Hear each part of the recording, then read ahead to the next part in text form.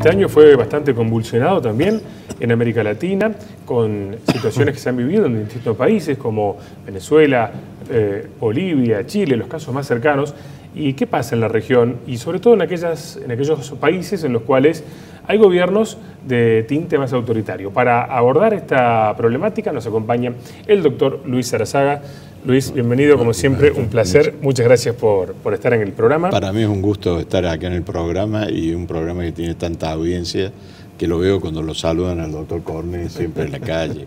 Claro, por eso anda siempre bien vestido el doctor, ¿no? Sí. Bueno, Luis, lo decíamos al comienzo, ¿no? Este año ha sido particularmente muy movido en Latinoamérica, pero se destaca el caso de Venezuela, bueno, la situación de Bolivia. ¿Qué lectura hace usted y sobre todo lo que nos hacíamos más referencia a los gobiernos de tinte más autoritario, ¿no? El autoritarismo populista nace con el bonapartismo, con Luis Napoleón, que después se convierte en emperador. Y eso contagia acá a Latinoamérica. Por un lado, una vertiente es el integrismo católico nacionalista, que trae Perón, Getúlio Vargas, etcétera, en el siglo pasado. Y luego nacen, hay que distinguir entre autoritarismos que nacen de golpes de Estado, como fueron el de Uriburu, Videla, Nolardia, etcétera, acá en nuestro país, y autoritarismos que nacen legítimos y se convierten en populismo autoritario, como es el caso de Chávez en Venezuela, claro, Correa en Ecuador, Evo Morales Ayma en Bolivia. ¿Y por qué nace este tipo de autoritarismo? Porque tratan de concentrar el poder, manejar el poder legislativo, una escribanía, el poder judicial, por ejemplo, el proyecto que trató Néstor Kirchner o Cristina Kirchner de democratización de la justicia, entre comillas, la cláusula que puso Perón transitoria en la Constitución de 49, que permitió remover todos los jueces que no mandaran el telegrama de adhesión al régimen, y todo eso hace que una persona dependa de él todo el poder. Y eso lo vemos con la creación del Departamento de Ideas, con Foster, por ejemplo, el kirchnerismo, en el kirchnerato, en la época del kirchnerato, de tratar de unificar una sola idea. El manicaísmo, siempre el opositor es el que hace el mal y yo soy el bueno. Esas son las características. La captación de la prensa que critica es el enemigo. El enemigo trata de hacer una ley como la ley de medios para quitar la opinión. Tratar de la formación de un partido único. Y también se van creando, cuando se va afianzando este autoritarismo, organismos de policía secreta paralela, como el SEDIN, por ejemplo, en Venezuela, claro, la tortura, el preso político, etcétera, que son demostraciones de este populismo autoritario, así como dije, Hitler tuvo la SS, Franco las milicias, Oliveira Salazar en su momento en Portugal. Es decir, el autoritarismo populista pertenece tanto a la izquierda como a la derecha. Y lo lamentable lo estamos viendo hoy en Europa, por ejemplo, con el odio a los inmigrantes, que eso ha hecho crecer muchos votos en Italia, de que aquellos que odian a los inmigrantes, y ha hecho que reverdecer una especie de autoritarismo xenófobo. El Brexit en Inglaterra, y el resurgimiento de los partidos de derecha de origen franquista en España, en la última elección, son peligros que tiene la democracia y que nosotros lo tenemos que cuidar. Y sobre todo en este gobierno actual, yo creo que tiene que aprender la lección de que la democracia es convivencia, como dijo usted, la democracia es diálogo, la democracia es respeto a las minorías. Y yo pongo un caso siempre, un caso que es emblemático. En Estados Unidos, Schwarzenegger, en California, llevó un referéndum en donde prohibía el matrimonio entre personas del mismo sexo. Ese referéndum aprobó por el 87% que no hubiera matrimonios del mismo sexo, porque trae muchos conflictos en los tribunales. Y como son pragmáticos los norteamericanos, querían reducir. Y la Corte Suprema de Estados Unidos dijo hay que respetar a la minoría, declaró nulo el artículo número 8 de eso, respetando a las minorías. Y yo creo que este gobierno que comienza en la Argentina, como en toda Latinoamérica, así como yo he visto en el Uruguay, que en una cuadra estaba el Partido Colorado, al frente el Blanco y al frente el Frente Grande, se daban el mate entre ellos y se ayudaban. Y hay un respeto a las instituciones. Sí, sí. Es un país mucho más pobre que nosotros, mucho menos, con mucho menos potencia económica, un argentino dependiente, brasilero dependiente, y sin embargo las instituciones a lo largo de los años han respetado el diálogo, han respetado el adversario, que es una cosa que nosotros, yo creo que después de tantos años de autoritarismo que se inician en 1930, continúan con un autoritarismo de origen legítimo como fue el peronismo, y que después se continuó con los gobiernos militares. Nosotros todavía no hemos aprendido lo que es vivir en democracia, y eso yo creo que es una cosa que hay que tener presente, sobre todo un partido mayoritario y muy internalizado en los argentinos como es el peronismo, tener presente que tiene que aprender a vivir en democracia, en diálogo, y que tiene que respetar la libertad de prensa, la libertad de los medios audiovisuales, no usar un relato entre comillas. Por ejemplo, ahora vuelven con el caso Maldonado, donde hubo 11 peritos de cada parte y vuelven a repetir el mismo caso. La ministra Frederick en una abierta intromisión en el Poder Judicial. El Poder Judicial es el que decide si se hacen pericias, no se hacen pericias, si reabro el caso o no reabro el caso. Y lo mismo pasa en el caso Nisman.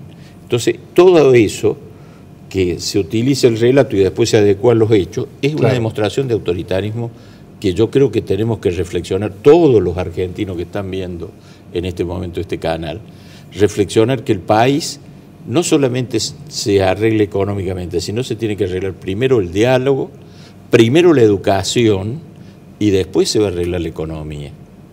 Porque si nosotros seguimos creando, fagocitando pobres, esos pobres, por más riquezas que tengan, no la van a saber aprovechar si no tienen educación. La educación es el pilar fundamental, y que la educación no sea la matriz que tenga el Estado autoritario. Para cuando yo era chico, mamá ama a Evita, yo amo a Evita, por ejemplo, yo aprendí a leer con esa lectura, y eso es peligroso. Una educación plural, una educación abierta, con libertad de cátedra, etcétera, etcétera. De todas formas, Luis, desde que estamos viviendo en democracia, el mejor sistema para vivir, realmente los números han sido adversos, ¿no? Aumentó la pobreza, la educación también fue en retroceso. ¿Es un fracaso como sociedad, como clase política? Yo creo que es un fracaso. Fíjese que nosotros, cuando en 1853 se dicta la Constitución, éramos 800.000 habitantes. Y gracias a la política, gobernar es poblar, el dicho de Alberdi, educar al soberano de Sarmiento, nosotros tuvimos 1 millón de habitantes de 1880 a 1909 millones de habitantes. Y un obrero acá ganaba 400 pesos y en Francia ganaba 100. Claro. Éramos el país más próspero, pero ¿por qué?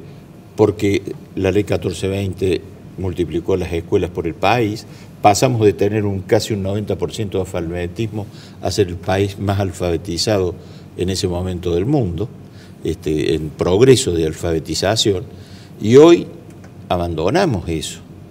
Hoy la educación gremial, el señor Baradel, hacer una paritaria donde el Estado no, es empleador pero no tiene empleados, la paritaria nacional que han abierto ahora.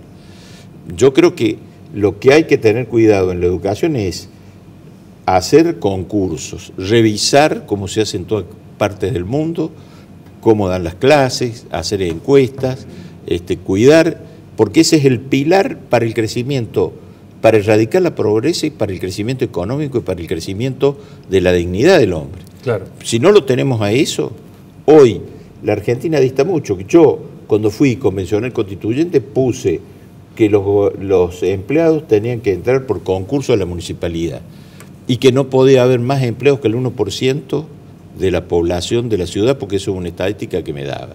Casi me matan los radicales y peronistas.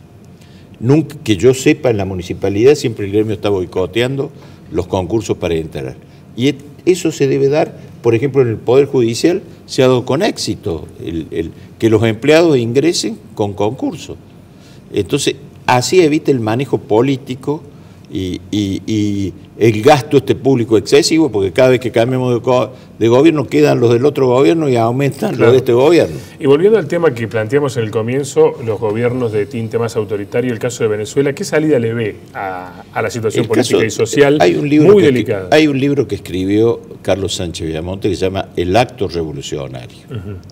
Y yo creo que un gobierno como el de Evo Morales, un gobierno como el de Maduro, que pisotea la Constitución, que pisotea los derechos humanos, puede ser destituido. No por la fuerza, porque es malo la destitución por la fuerza, pero si yo tengo las reglas de juego en un partido de fútbol y voy y lo pateo a usted sin sentido, ¿qué es lo que hace el árbitro? La tarjeta roja, afuera. Y yo creo que eso nosotros tenemos, en un mundo globalizado, en donde hay organismos internacionales de justicia, como en la Corte Interamericana de Derechos Humanos, como en la Corte de la Haya, crear organismos parainternacionales que resguarden la democracia, que resguarden, así como se cuida y se castiga a aquel que viola los derechos humanos, se tiene que castigar a aquel que viola los derechos que tiene en la Constitución de su país, los derechos que tiene a través de cómo se expresa el pueblo. En el caso de Evo Morales, un referendo que lo dejó sin efecto con una justicia amainada por el propio poder de él. Sí, respetar los mismos instrumentos que tiene la democracia. Exactamente, respetando los instrumentos. Para cuando usted sale a jugar al fútbol, sale con una regla, juega al tenis con una regla. Respetar las reglas, y respetar las reglas significa respetar la convivencia y significa dialogar y enriquecer. Y alternarse. Y lo otro es la alternancia, porque el otro problema que tiene el autoritarismo es que inventan el modelo y la perpetuación en el poder. Claro. ¿Qué es lo que trae eso? Corrupción, se creen dueños de la cosa pública. Hemos visto, recién el doctor Cornet escribió, el espectáculo de corrupción que ha habido recientemente acá en nuestro país, el espectáculo que hay en Venezuela, el espectáculo que podemos ver en Brasil que ha habido con el Lava Jato. Entonces, la alternancia en el poder es fundamental. Y no solamente la alternancia de cambiar presidente, de cambiar diputados, de cambiar intendentes, claro, de que toda la clase, de cambiar dirigentes gremiales. Si nosotros hacemos un paneo de los dirigentes gremiales, hace 30 años que están en el poder. Mismos, sí, claro, tal cual. Y después está el hijo y después está el nieto. Sí. Necesita la alternancia naturalmente. Sí.